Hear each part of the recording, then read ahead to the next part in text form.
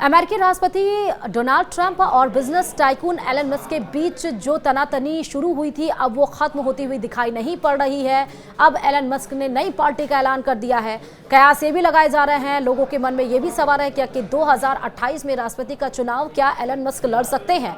सवाल ये भी है कि क्या क्योंकि अमेरिका में दो ही पार्टियां मानी जाती हैं, कोई तीसरी अगर पार्टी बनती है तो उसको थर्ड पार्टी मानी जाती है, तो एलन मस्क की भी ये पार्टी थर्ड पार्टी मानी जा रही है। तो क्या एलन मस्क की पार्टी ट्रंप की पार्टी को हरा देगी, क्या शिकस्त दे देगी? और आखिरकार जो एलन मस्क कभी बहुत अच्छे दोस्त हुआ करते थे डोनाल्ड ट्रंप के, वो इतने ज्यादा खफा क्यों हो गए और सीधे अब मुकाबला कंपटीटर बन गए हैं डोनाल्ड ट्रंप के एलन मस्क? सब कुछ बताएंगे आपको इस वीडियो में। नमस्कार, आप देख रहे हैं न्यूज़ 18 का डिजिटल प्लेटफॉर्म। मैं हूं आपके साथ श्रुति श्रीवास्तव। ऐसा इसलिए है क्योंकि पिछले दिनों ट्रंप की तरफ धमकी मिलने के बाद अब मस्क ने बड़ा कदम उठाया है। उन्होंने अमेरिका में नई पार्टी बनाने का ऐलान किया। मस्क ने नई पार्टी की जानकारी सोशल मीडिया प्लेटफॉर्म एक्स पर दी। उन्होंने कहा कि ट्रंप का बिग ब्यूटीफुल बिल अमेरिका को दिवालिया बना देगा। एलन मस्क ने राजनीतिक पार्टी की घोषणा एक्स पर की, यानी सोशल साइट एक्स पर की, और पार्टी का नाम अमेरिका पार्टी रखा। एलन मस्क की पार्टी का नाम द अमेरिका पार्टी है। उन्होंने लिखा कि जब बात बर्बादी और भ्रष्टाचार से हमारे देश को दिवालिया बनाने की आती है तो हम वन पार्टी सिस्टम में रहते हैं, लोकतंत्र में नहीं।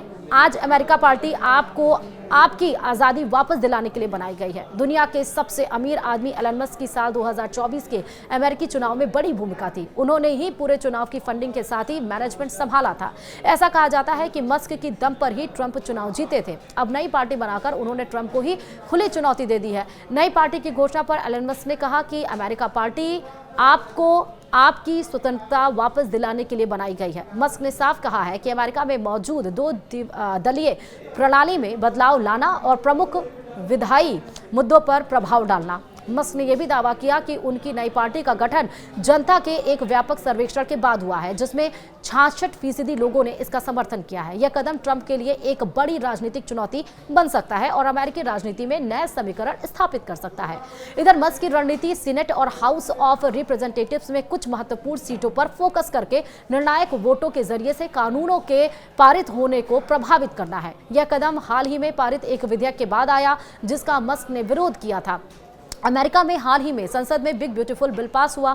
इस बिल का ही विरोध मस्क कर रहे थे। यही वो बिल है जिसकी वजह से ट्रंप और मस्क के बीच दूरी आई है। संसद में इस बिल के पक्ष में 218 और विपक्ष में 214 वोट मिले थे। मस्क इन्हीं वोटों को अपने पाले में लाने की कोशिश में है ताकि आने वाले समय में इस तरह के बिल को संसद में ही रोका जा सके।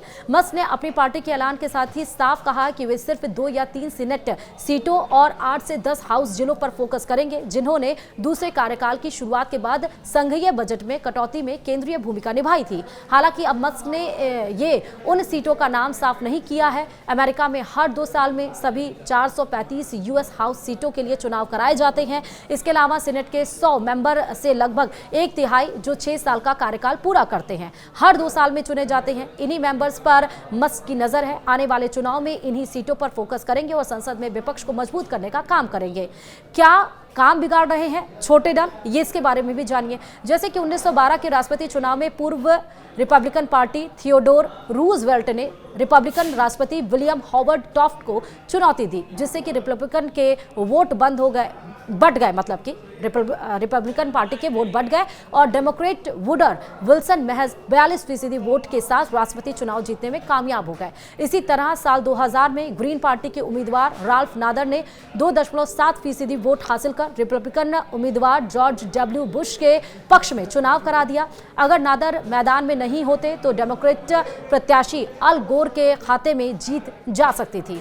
ऐसे में अब यह भी सवाल उठता है कि क्या एलन मस्क अपनी नई अमेरिकन पार्टी के साथ राजनीतिक सफर को आगे बढ़ाते हैं तो उनके लिए यह चुनौती आसान नहीं होगी। अमेरिका में राष्ट्रपति चुनाव में कभी रिपब्लिकन तो कभी डेमोक्रेटिक प्रत्याशी को ही जीत मिलती है। आम चुनाव में भी इन्हीं दोनों दलों का कब्जा रहता है। ऐसे में मस्क को जगह बनाने के लिए आक्रामक रणनीति बनानी होगी। राष्ट्रपति पद का चुनाव क्या मस्क 2028 में लड़ेंगे? तो अब सुनिए, तकनीकी रूप से एलन मस्क अमेरिकी संविधान यानी अनुच्छेद 2 का खंड 1 की वजह से राष्ट्रपति पद का चुनाव लड़ने के लिए अयोग्य है, जिसके अनुसार उम्मीदवारों को प्राकृतिक रूप से अमेरिका का नागरिक होना चाहिए। बता दें कि अरबपति मस्क का जन्म दक्षिण अफ्रीका में हुआ था और वह 2002 में अमेरिकी नागरिक बन गए थे। उन्होंने 2024 में खुद यह माना है कि वह अफ्रीकी जन्म के कारण राष्ट्रपति नहीं बन सकते। अब ये बताइए कि जो ट्रंप की पार्टी को फंडिंग कर रहे थे, यानी कि ये बताया जा रहा है कि ट्रंप को जितवाने में जिसका पूरा पूरा हाथ मस्क का था, तो मस्क की नई पार्टी को कौन फंडिंग कर रहा है? फोर्ब्स के अनुसार एलन मस्क 405.2 बिलियन डॉलर की कुल संपत्ति के साथ दुनिया के सबसे धनी व्यक्ति हैं। मस्क अमेरिका पार्टी के प्राइमरी फंडर हैं। उनका अमेरिका पीएसी को अमेरिकन पार्टी के लिए फिर से इस्तेमाल किया जा सकता है, जिसने 2024 में ट्रंप के अभियान पर लगभग 40.5 मिलियन डॉलर खर्च किए थे। हालांकि 2025 के लिए कोई विशिष्ट फंडिंग आंकड़ा नहीं बताया गया।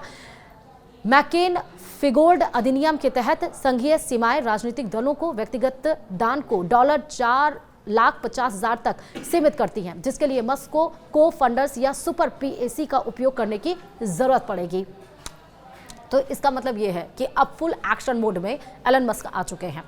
धीरे धीरे कहीं ना कहीं भले ट्रंप गुर्रा रहे हों, लेकिन उनको डर लग रहा है, क्योंकि जो दोस्त उनके साथ हमेशा खड़ा रहा है, उन्हें उनकी जीत में एक अहम भागीदारी जिसे निभाई है, अगर वो कॉम्पिटिटर बनकर सामने आ जाए तो फिर क्या होगा? आपका क्या सोचना है? ज़रूर राय अपनी बताइएगा। वीडियो में इतना ही। नमस्कार।